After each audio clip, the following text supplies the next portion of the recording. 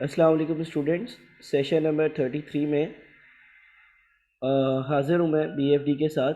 और agenda for the session है कि हम हेजिंग देखें ट्रांजैक्शन रिस्क की, जो कि हमने लास्ट लेसन में डिस्कस किया।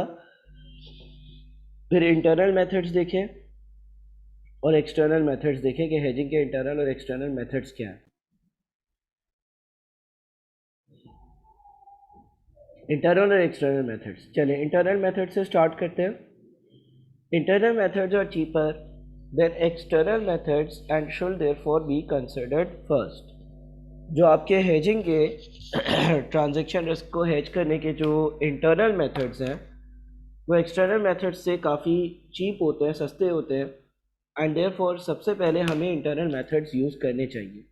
इंटरनल मेथड्स इंक्लूड, इसमें कौन कौन से मेथड्स हैं? इनवॉइसिंग इन होम करेंसी, यानी कि जब आप कोई ट्रांजैक्शन करो फॉरेन करेंसी की या किसी और कंपनी से जो आपके मुल्क से बाहर हो, तो आप उसको इन्वॉइस करो अपनी लोकल करेंसी में। Leading and lagging, matching, netting, ये सारे टेक्निक्स हैं। तो अब हम बारी बारी इन टेक्निक्स को डिस्कस करते हैं। सबसे पहले invoicing in home currency. Invoice customers and suppliers in home currency. Exporter invoicing customers in its own domestic currency need not to worry about the movement in exchange rates. For example, let's say आप पाकिस्तान में हैं और आप जो है वो US कोई चीज़ export करते हो, लेकिन जो आप बिल बनाते हो और जो इन्वॉइसिंग करते हो और जो यूएस वाली कंपनी को बोलते हो, वो ये कहते हो कि आप मुझे पीकेआर में पेमेंट करोगे। लेट्स से आपका बिल जो है वो है पीकेआर 2 मिलियन।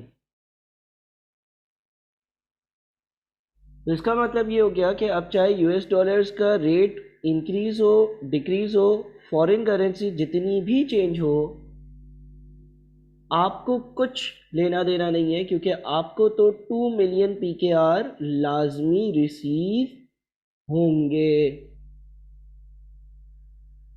क्योंकि आपको यूएस डॉलर्स तो मिल नहीं रहे। जो आपको यूएस डॉलर्स मिले और आप कन्वर्ट करवाओ, आप तो उससे सौदा ही अपनी लोकल करेंसी में कर रहे हो।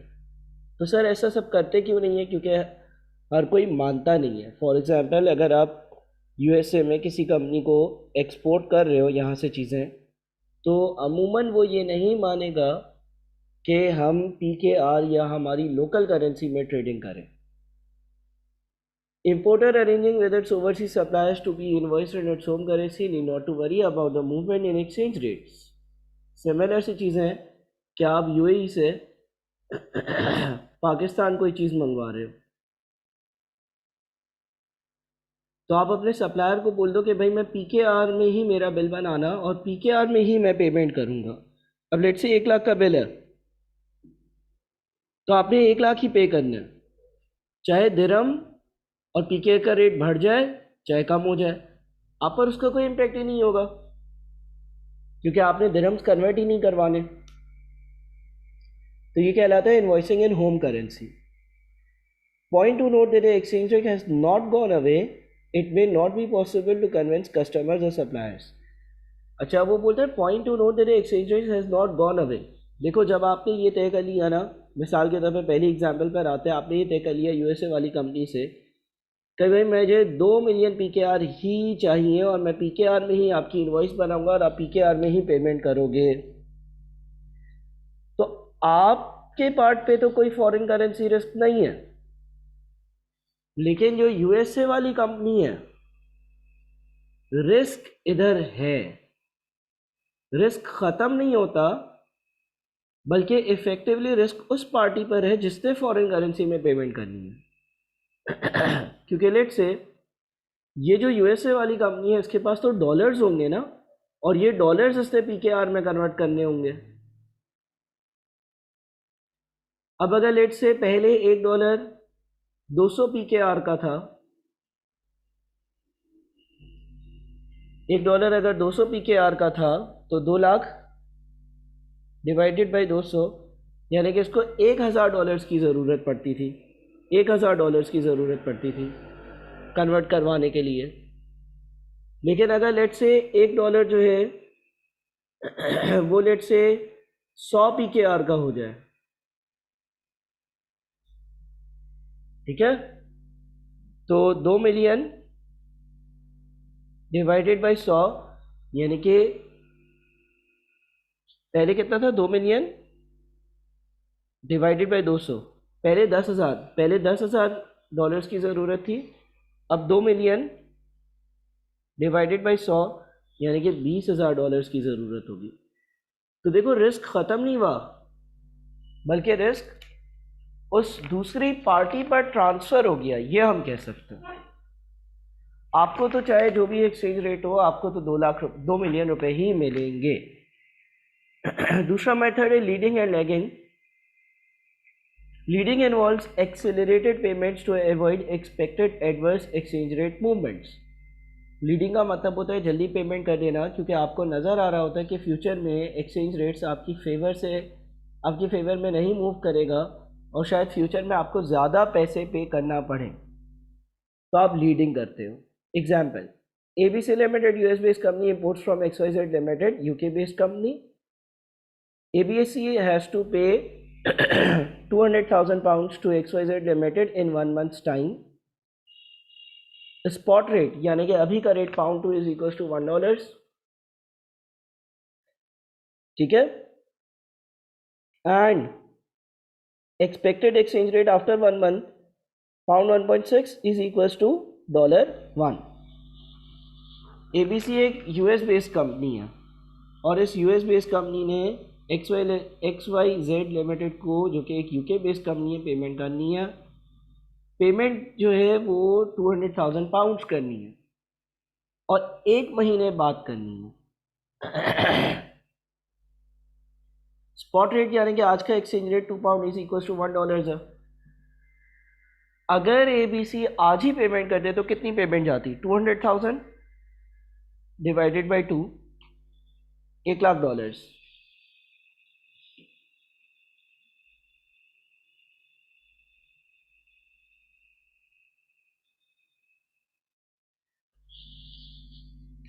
अच्छा, एक्सपेक्टेड ये है कि एक साल बाद करेंसी का रेट जो है ना वो £1.6 इज इक्वल टू $1 होगा। तो एक और काम करते हैं, 200,000 डिवाइडेड बाई 1.6, ये बनता है $125,000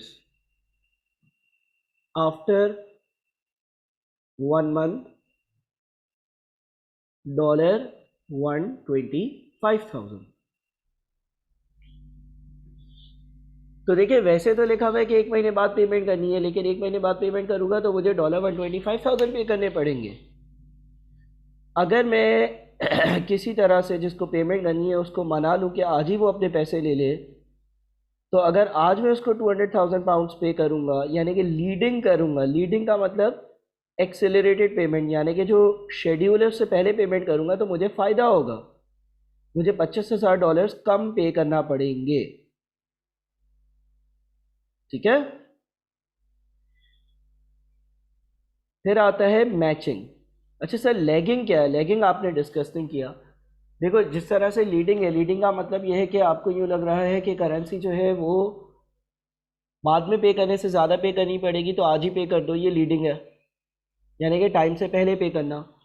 लैगिंग का मतलब ये होता है कि कोशिश करना देर से पे करो, क्योंकि आपको यूँ नज़र आ रहा है कि फ्यूचर में करेंसी इस तरह से चेंज होगी कि आपको शायद कम पे करने होंगे। फॉर एग्जाम्पल यही वाली एग्जाम्पल ले लो, टाइम तो 1 महीने का दिया था, 1 महीने में पेमेंट करनी है 1 महीने बाद और एक्सपेक्टेड एक्सचेंज रेट जो 1 महीने बाद है वो भी £1.6 इज इक्वल टू $1 है। लेट से 2 मंथ्स बाद आपको यूँ लगता है कि जो एक्सचेंज रेट होगा ना वो होगा £4 इज इक्वल्स टू $1। तो अगर मैं 2 महीने बाद पेमेंट करूँगा ना, अगर मैं 2 महीने बाद पेमेंट करूँगा तो 200,000 डिवाइडेड बाई 4 मुझे सिर्फ और सिर्फ $50,000 पे करना पड़ेंगे।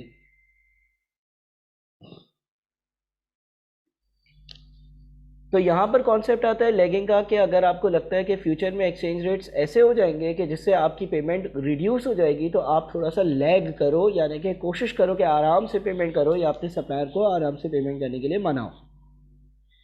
फिर है matching. When a company has receipts and payments in the same foreign currency due at the same time, it can simply match them against each other. Matching का मतलब लिटरली मीनिंग यही है, जो मैचिंग का मतलब है कि आप दो चीज़ों को मैच करते हो, रिसिप्ट्स को और पेमेंट्स को. आइए इसको एक एग्जाम्पल के जरिए समझते हैं. A company expects to make payments of $400,000 in 2 months time. यानी कि कंपनी है और उसको 2 महीने बाद $4 लाख पे करने होंगे. $4 लाख पे करने होंगे. And also expects to receive $300,000 in 3 months time. और ये एक्सपेक्टेड है कि $3 लाख 2 महीने बाद रिसीव भी होंगे. The company can use its income of $300,000 to meet some of the payments of $400,000, thus reduces to its exposure to exchange rate risk to $100,000 only. एक company क्या करे कि यार ये जो डॉलर्स में रिसीविंग होगी ना, मिसाल के तौर पर आपकी कंपनी PKR है, तो आप ऐसा नहीं करो कि ये जो रिसीविंग है इसको पहले PKR में कन्वर्ट करो, फिर PKR को डॉलर में कन्वर्ट करके पेमेंट करो. नहीं बल्कि आप इन दोनों की मैचिंग कर लो. आपको $4 लाख पे करने होंगे और $3 लाख आएंगे, तो जो $3 लाख आए हैं उससे इसकी जितनी पेमेंट हो सकती है कर लो. $1 लाख फर्दर जो आपको पे करने हैं, हाँ, वो प्रिवेलिंग एक्सचेंज रेट पर कन्वर्ट कर लो. तो मैचिंग से क्या होगा कि आपका जो exposure to foreign currency risk है वो कम हो जाएगा. यानी कि अगर अब आपके फेवर में एक्सचेंज रेट मूव नहीं भी करता तो 4 लाख नहीं बल्कि 1 लाख पर जितना भी नुकसान होगा वो हो रहा होगा. उसके बाद है netting. It involves offsetting the groups debtors and creditors in the same currency and only covering the net position. अच्छा, नेटिंग अमूमन कब होती है? नेटिंग अमूमन जो है ना उन कंपनीज में होती है जिन कंपनी की एक पेरेंट हो और उनकी बहुत सारी सब्सिडरी कंपनीज हो. Subsidiary 1, subsidiary 2, subsidiary 3, subsidiary 4, subsidiary 5. जब ऐसा होगा ना तो नेटिंग होती है. किस तरह से नेटिंग होती है देख लेते हैं. There are 2 types of netting. Bilateral netting, bi का मतलब 2 होता है, तो कहलाती है bilateral netting. Multilateral netting, multi मतलब बहुत सारे. अब देख लेते हैं कि बाईलेटरल नेटिंग क्या है. In this case only 2 companies are involved. The lower balance is netted off against the higher balance and the difference is the amount remaining to be paid. यानी कि बाईलेटरल नेटिंग में सिर्फ और सिर्फ 2 companies involve होती हैं. और किस तरह से देखिए, एग्जाम्पल क्या दी हुई है. Locus limited UK based and Theta limited US based are subsidiaries of a company based in Canada. एक कंपनी कनाडा में है, उसकी 2 सब्सिडरी कंपनीज हैं. एक है लोकस लिमिटेड UK में और एक है थीटा लिमिटेड US में. लोकस ओस थीटा $500,000 कैनेडियन डॉलर्स. लोकस ने थीटा लिमिटेड को $500,000 पे करने हैं.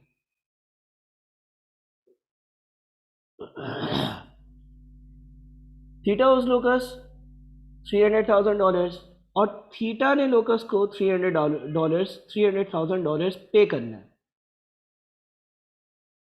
ये थीटा ने पे करने लोकस को, वो लोकस ने थीटा को पे करना है. The two amounts can be netted off against each other, leaving a net amount of 200,000 which locus owes to theta.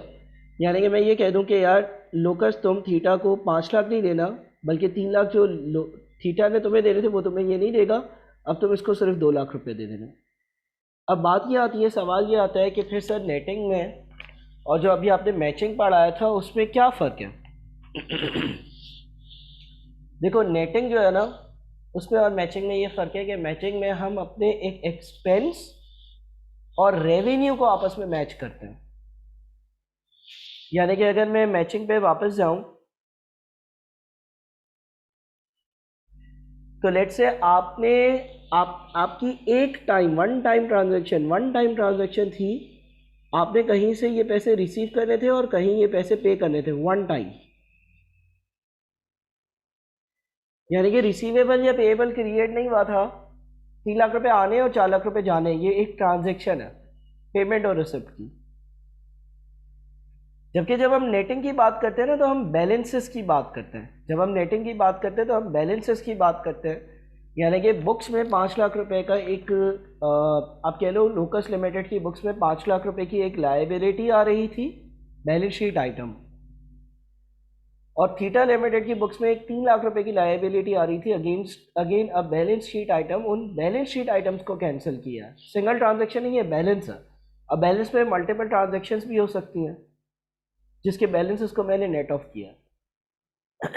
फिर आती है नेटिंग में एक और टाइप जो कि है मल्टीलेटरल नेटिंग।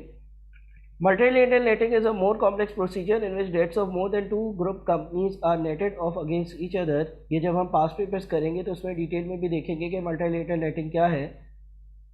बहरहाल मल्टीलेटरल नेटिंग में एक से ज़्यादा कंपनीज की इन्वॉल्वमेंट होती है। फॉर एग्जांपल ग्रुप है जिसमें 3 4 5 सब्सिडीज हैं और अलग अलग मुल्कों में है।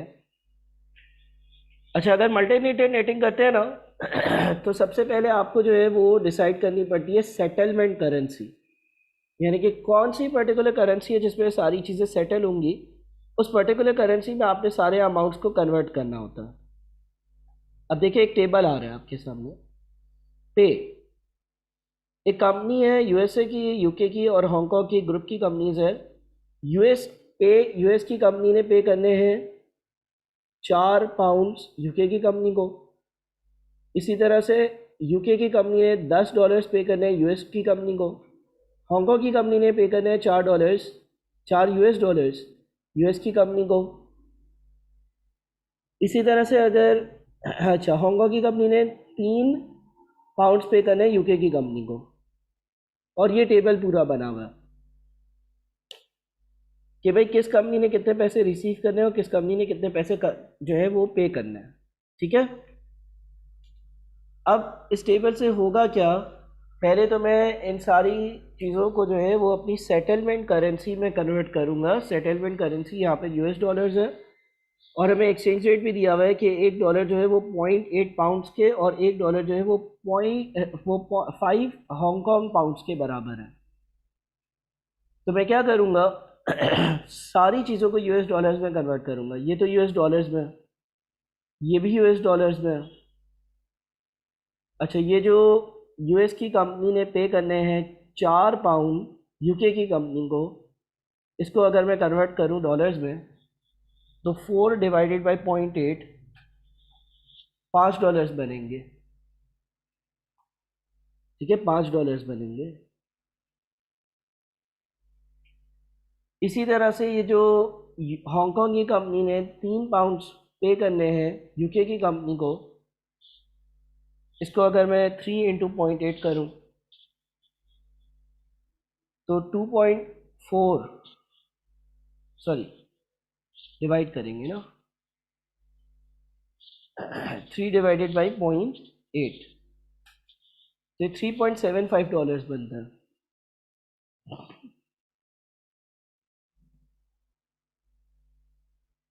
अच्छा, फिर ये हांगकांग के पाउंड 8 पाउंड्स को कन्वर्ट करेंगे। 8 डिवाइडेड बाई 5 इज 1.6 और 3 डिवाइडेड बाई 5 इज 0.6। ठीक है, अब मैंने सबको जो है वो एक करेंसी में कन्वर्ट कर दिया और वो है यूएस डॉलर्स। अब देखिए कहने को तो ये इतनी सारी ट्रांजैक्शंस हैं, लेकिन नेटिंग में हम क्या करेंगे, चीज़ों को नेट ऑफ या नॉक ऑफ करेंगे। चीज़ों को नेट ऑफ या नॉक ऑफ करेंगे। अच्छा, नॉक ऑफ या नेट ऑफ कैसे करेंगे? मिसाल के तौर पर आप यूएस कंपनी की हालत देखो।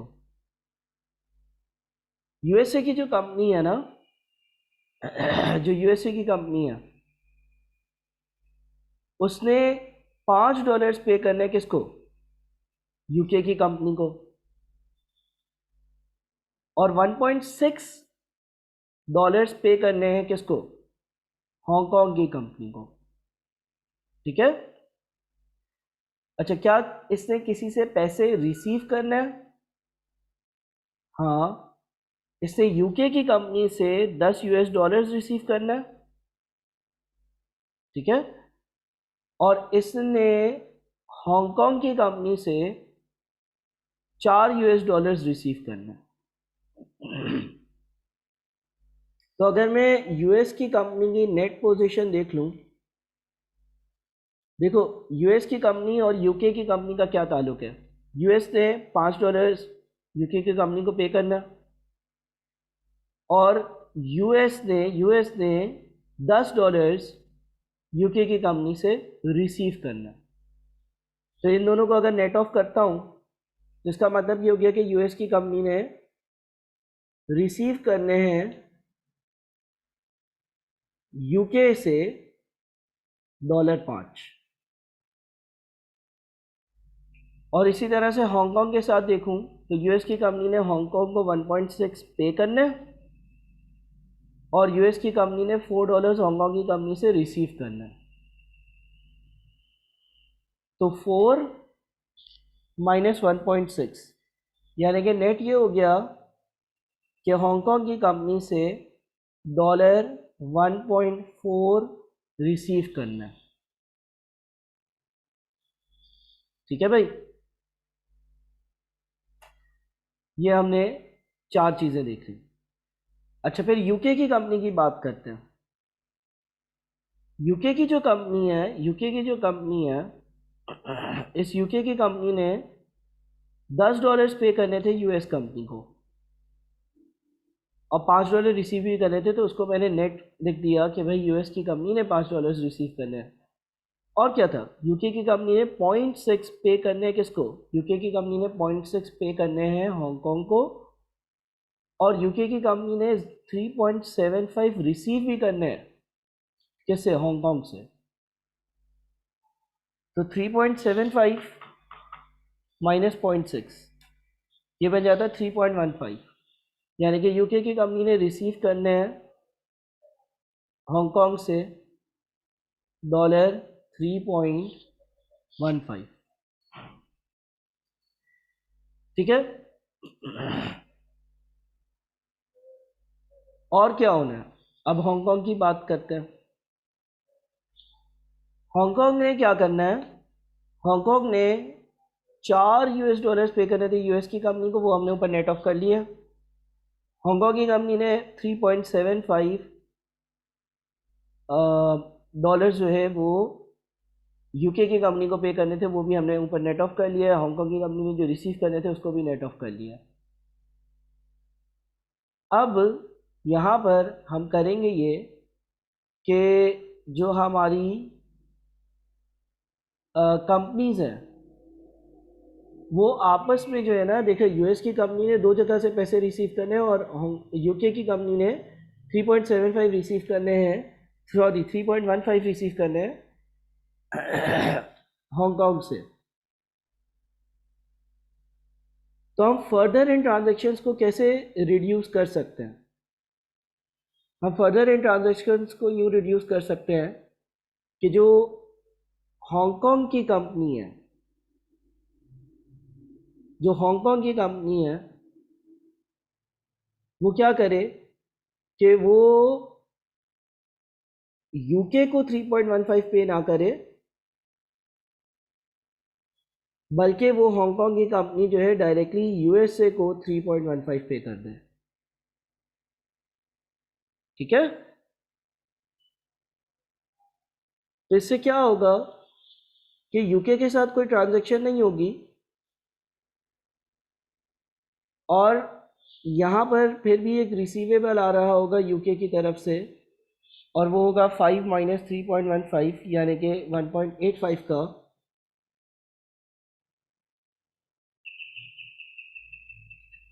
लेकिन एक ट्रांजैक्शन रिड्यूस हो जाएगी और ये 5 ख़त्म हो जाएगा। इसी तरह से हम क्या करें, अपनी ट्रांजैक्शंस को रिड्यूस करते जाएं, यानी कि आपस में बैलेंसेस को कैंसिल ऑफ करते हुए, और रिड्यूस्ड नंबर ऑफ ट्रांजैक्शंस पर आ जाए। ठीक है, जब हम कोई पर्टिकुलर पास्ट पेपर करेंगे ना तो इसमें ज़रा इसको अच्छे से भी देखेंगे। अभी तो आपके सामने एक छोटी सी ये एग्जांपल थी लेकिन कॉन्सेप्ट ये है कि रादर देन आप इतनी सारी ट्रांजेक्शन्स करो, आप अपनी नंबर ऑफ ट्रांजेक्शन्स को रिड्यूस कर देते हो। फॉर एग्जाम्पल यहाँ पर अगर मैं नेटिंग नहीं करता तो यूएससी की कंपनी ने एक ये ट्रांजेक्शन, दूसरी ये ट्रांजेक्शन, तीसरी ये ट्रांजेक्शन, चौथी ये ट्रांजेक्शन करनी होती। यूके की कंपनी ने एक ये ट्रांजेक्शन और दूसरी ये, और इस तरह से ये ट्रांजेक्शन, बहुत सारी ट्रांजेक्शन्स करनी होती। तो मल्टीलेटरल नेटिंग में मुख्तलिफ कंपनीज इन्वॉल्व होती हैं और उनके बैलेंसेस को मैं कम्प्लीटली जो है वो नॉक ऑफ करता रहता हूँ ताकि मेरे पास नेट रिसीवेबल या पेएबल आ जाए एक कंपनी का, और चीज़ें जो है वो सिंपलेस्ट फॉर्म में चली जाएं। ठीक है, तो आई होप कि ये बात समझ में आ रही है आप लोगों को। बहरहाल इसको हम ज़रा डिटेल में देखेंगे, पास पेपर्स इसके आए हुए हैं, उस पर हम इसको सॉल्व करेंगे। अच्छा, फिर एक्सटर्नल हैशिंग टेक्निक्स आती हैं, ये हम एक सेपरेट वीडियो में डिस्कस करते हैं।